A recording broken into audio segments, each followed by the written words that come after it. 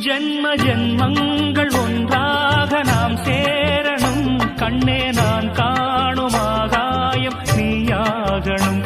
என்றும் ஓயாது ஓயாது உன் ஞாபகம். நாளும் உன் பார்வைதானே என் சூரியோதயம். அன்பே